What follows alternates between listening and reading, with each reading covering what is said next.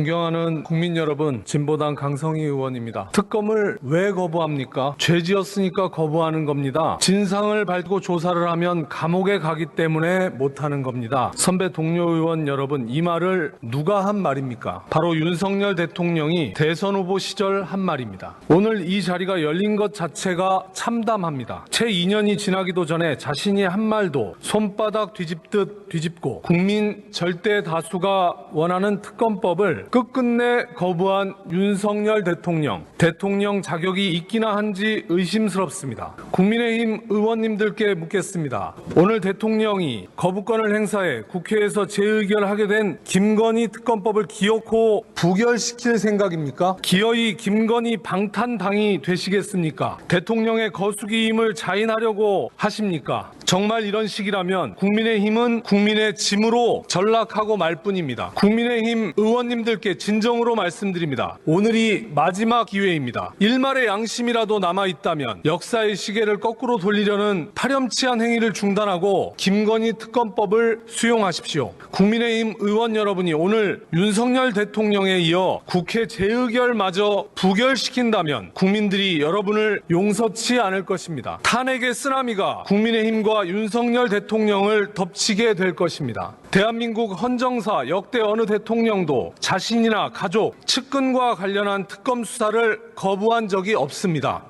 그러나 자신이 제왕이라도 된다고 생각하는지 윤석열 대통령만은 예외였습니다. 국민의 70% 가까이가 찬성을 해도 대통령은 헌법이 부여한 권한을 고작 자신의 부인을 위해 썼습니다. 역대 어느 대통령도 이런 수준으로 권력을 사유화한 사례는 없습니다. 국민은 바다와 같아서 권력이란 배를 띄울 수도 있지만 그 배를 뒤집어 엎을 수도 있습니다. 오늘의 대한민국 국민은 어제날의 국민이 아닙니다. 무도한 권력, 압제와 폭정을 참고 견딜 국민은 없습니다. 윤석열 대통령이 연산군의 운명이 될지 말지는 오늘 국민의힘 의원 여러분의 손에 달려 있습니다. 저는 지난 1월 18일 대통령에게 국정기조를 바꾸지 않으면 국민이 불행해진다고 말했다가 입이 틀어막히고 사지가 들려 쫓겨났습니다. 대통령이 저의 입은 막을 수 있겠지만 국민의 입은 절대 막을 수 없을 것입니다. 저는 이 자리에서 다시 한번 당당히 주장하고자 합니다. 김건희 방탄에서 민생으로 국정기조를 바꾸십시오. 그렇지 않으면 대통령 자신이 불행해집니다. 선배 동료 의원 여러분, 헌법이 부여한 권한을 자기 부인의 의혹을 덮는 데 남용한 윤석열 대통령의 행태에 국회가 제동을 걸지 못한다면 국정농단 사태를 다시 맞이할 수밖에 없을 것입니다. 도대체 우리 국민들이 왜 이런 불행을 다시 겪어야 한단 말입니까? 오늘 국민을 대변하는 헌법기관으로서 국회의 마지막 자존심을 지켜주십시오. 여러분의 압도적 찬성으로 김건희 특검법을 통과시켜 주십시오. 고맙습니다.